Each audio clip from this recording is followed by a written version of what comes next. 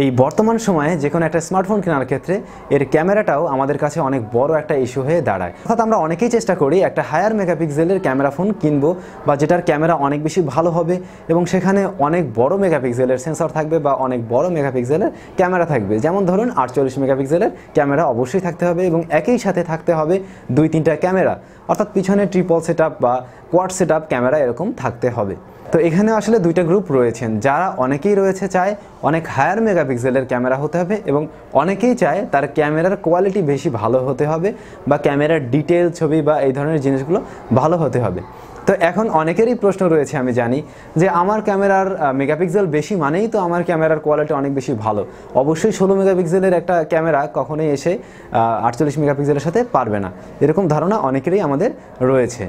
তো এখানে মেগাপিক্সেল এবং ভালো ক্যামেরা এই দুইটা জিনিসকে আমি আলাদা করছি, এর পেছনে অবশ্যই একটা কারণ রয়েছে। আর এই প্রশ্নটা এখানে আসার কারণটা হচ্ছে যে মেগাপিক্সেল বেশি মানেই কি আমার ছবির কোয়ালিটিও অনেক বেশি ভালো হচ্ছে? এরকম কিন্তু বিষয়টা আসলে মোটেই নয়। কারণ এই যে আমি এই মুহূর্তে যে ভিডিও শ্যুটটা করছি, এখানে যে ক্যামেরাটি দিয়ে ভিডিও করা হচ্ছে এটা মাত্র একটা 18 মেগাপিক্সেলের ক্যামেরা এবং যেটা কিনা একটা ডিএসএলআরের। তো একটা ডিএসএলআরে ব্যবহার করা হয়েছে মাত্র 18 মেগাপিক্সেল, আর তার সাথে কিনা আমরা কম্পেয়ার করতে চাচ্ছি সেই সনি আইএমএক্সের 586 লেন্স, যেটা কিনা 48 মেগাপিক্সেলের ক্যামেরা। তো এই দুইটা ক্যামেরা যদি কম্পেয়ার করি, বেশি এগিয়ে আছে কে? বেশিতে এগিয়ে রয়েছে সেই 48 মেগাপিক্সেলের ক্যামেরা। এরকম কিন্তু নর্মালি আমাদের ধারণা হতে পারে, কিন্তু বিষয়টা আসলে কিন্তু সেরকম নয়। এখানে অনেকগুলো বিষয় আপনাকে লক্ষ্য করতে হবে। প্রথম বিষয় হচ্ছে আপনি যে ক্যামেরাটা দিয়ে ছবি তুলছেন সেই ক্যামেরা আসলে কত পরিমাণ আলো গ্রহণ করতে পারে এবং সেই ক্যামেরার সেন্সর সাইজটা আসলে কেমন, এই বিষয়গুলোর উপরে ডিপেন্ড করেই কিন্তু আপনার ক্যামেরা কোয়ালিটি নির্ধারিত হয় এবং একই সাথে ছবি প্রসেস করার ক্ষমতা কার কত ভালো। তো আমার সামনে যে ডিএসএলআরটা রয়েছে, এই ডিএসএলআরের সেন্সর যে সাইজ, এই সেন্সরটার সাইজটা হচ্ছে 22.4 ইন্টু 14.9 মিলিমিটার। তো এই ক্যামেরাটার যে সেন্সরের সাইজ, এই টোটাল সেন্সরের সাইজের সমানও আসলে সনি আইএমএক্সের টোটাল ক্যামেরার সেটআপের সাইজটাও হবে না। তো কি করে আসলে একই কোয়ালিটির ছবি আসলে দুইটা ক্যামেরা দিতে পারবে? এখানে ছবি তোলার মেইন যে বিষয়টা, সেটা হচ্ছে আমরা যখন একটা ক্যামেরা দিয়ে ছবি তুলি বা আমরা যখন একটা স্মার্টফোন দিয়ে ছবি তুলি, যে বস্তু বা যে জিনিসটার ছবি তুলতে চাচ্ছি ওটার থেকে যে আলোটা বিচ্ছুরিত হয় বা যে আলোটা আসলে প্রতিফলিত হয়, ওই আলোটাই আমাদের ক্যামেরার লেন্সের ভিতর দিকে সরাসরি পড়ে হচ্ছে গিয়ে ক্যামেরার সেন্সরের উপরে এবং সেন্সরের উপরে পড়ার সাথে সাথে সেটা একটা ডিজিটাল ছবিতে রূপান্তরিত করে আমাদের সামনে আসলে দেখানো হয়, যেটা আমরা ডিসপ্লেতে দেখতে পাই। তো এখানের বিষয়টা আসলে যথেষ্ট কমপ্লেক্স। মানে আমাদেরকে মেইন যে জিনিসটা জানা দরকার সেটা হচ্ছে কোন বিষয়ের উপরে ডিপেন্ড করে আমাদের ক্যামেরার কোয়ালিটি আসলে ভালো হবে, এটা আমি নির্ধারণ করতে পারবো। এখানে মূলত হচ্ছে গিয়ে আপনি যে ক্যামেরাটা দিয়ে ছবি তুলছেন সেটার অ্যাপারচার কত বেশি ভালো, অর্থাৎ অ্যাপারচার মিন হচ্ছে আপনার লেন্সের ভিতর দিয়ে কত বেশি পরিমাণে আলো ঢুকতে পারে। যে ক্যামেরার লেন্সের ভিতর দিয়ে যত বেশি পরিমাণে আলো নিতে পারে সেই লেন্সগুলোর থেকে তত বেশি পরিমাণ আপনি ডিটেল আশা করতে পারেন। অর্থাৎ আপনার ওই আলোটা এসেই তো সেন্সরের উপরে পড়বে এবং সেন্সর সেটাকে গ্রহণ করার পরে ডিজিটাল ছবিতে রূপান্তরিত করে। তো এইখানে যে বিষয়টা সেটা হচ্ছে আমাদের সেন্সরের সাইজ যদি অনেক বেশি ছোট হয়, সেই ক্ষেত্রে সামনে থেকে যদি আমার অ্যাপারচার অনেক বড় হয়, আলো নিয়ে এসে ওইটার ভিতরে দেওয়া কিন্তু একটু কষ্টসাধ্য হয়ে দাঁড়ায়। সেই ক্ষেত্রে সেন্সর সাইজও যদি বড় হয় এবং সামনের অ্যাপারচার বা আলো আসার ক্ষমতাটাও যদি লেন্সের বেশি থাকে, সেই ক্ষেত্রে অবশ্যই আপনি একটা গুড রেজাল্ট পাবেন। এইখানে মেগাপিক্সেল কত বেশি এইটা ডাজেন্ট ম্যাটার, কারণ আপনি আমি ওই স্মার্টফোনের ছবিটা দিয়ে একটা বিলবোর্ডের ছবি তৈরি করব না।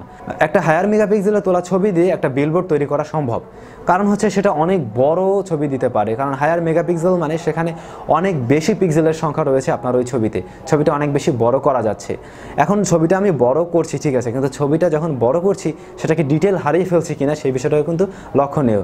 একটা জিনিস আমি মানে জাস্ট টেনে বড় করে ফেললাম বা বড় হলো, কিন্তু সেইখানে যদি ডিটেলের পরিমাণ ভালো না থাকে তাহলে সেটাকে বড় করে লাভ কি?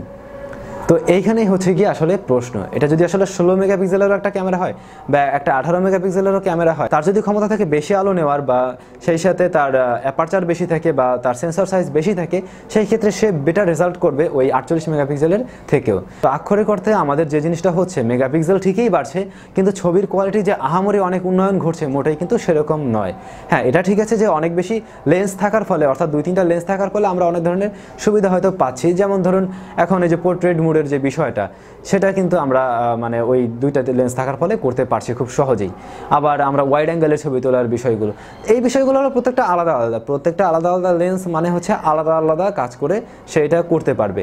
হ্যাঁ, অনেক বেশি লেন্স আসলে অনেক ভালো আপনি ছবি হয়তো বা তুলতে পারবেন, একটা ডিএসএলআর যেভাবে আসলে ছবি সংগ্রহ করে থাকে বিষয়টা মোটেই সেরকম নয়।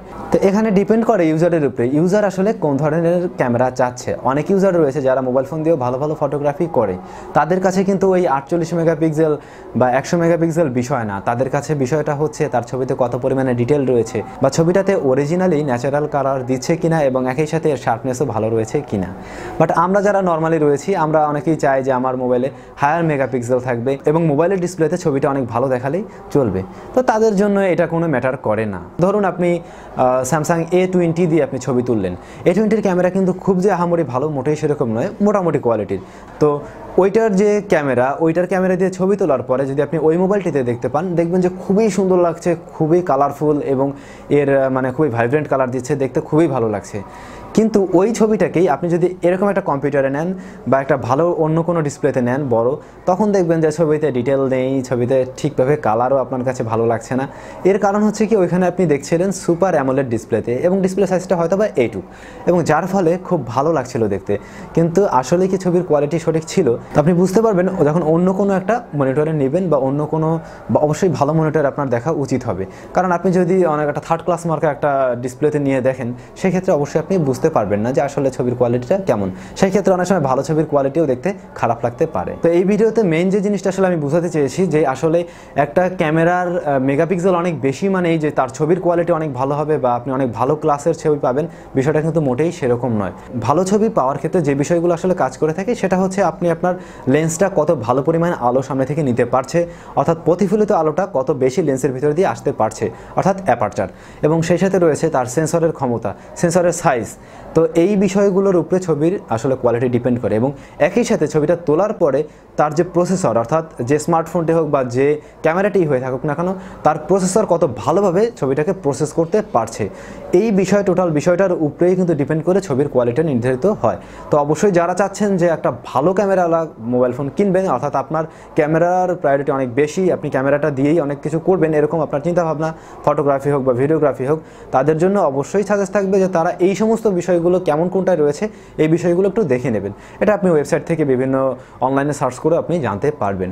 আর যাদের ক্ষেত্রে রয়েছে আমার 3-4টা ক্যামেরাই লাগবে এবং আমার হায়ার মেগাপিক্সেলের ক্যামেরা লাগবে, আমার ওই ধরনের ফটোগ্রাফি বা ওই ধরনের বিষয়গুলো আমার কাছে ম্যাটার করে না, বাট আমার কাছে হায়ার মেগাপিক্সেলই অনেক কিছু, তারা অবশ্যই ওই ধরনের হায়ার মেগাপিক্সেলের বিষয়গুলো নেবেন। এখানে আমি মোটেই এটা বলছি না যে হায়ার মেগাপিক্সেল মানে খারাপ, অবশ্যই খারাপ না। যদি 48 মেগাপিক্সেলের সাথে সাথে তার সেন্সর সাইজ, তার ভিতরে আলো যাওয়ার ক্ষমতা বেশি থাকে, প্রসেসরের ক্ষমতা বেশি থাকে, অবশ্যই তাহলে সেটা বেশি ভালো হবে, এটাই স্বাভাবিক। তো এই বিষয়টাই আপনাকে খেয়াল রাখতে হবে যে আপনার প্রয়োজন অনুযায়ী কোনটা আপনার জন্য পারফেক্ট। তো আশা করছি ভিডিওর বিষয়বস্তু সবাই খুব ভালোভাবে বুঝে নিয়েছেন। আর ভিডিওটি ভালো লাগলে অবশ্যই লাইক, কমেন্টস অ্যান্ড শেয়ার করবেন। আর সবাই অনেক ভালো থাকবেন। নাও টাটা।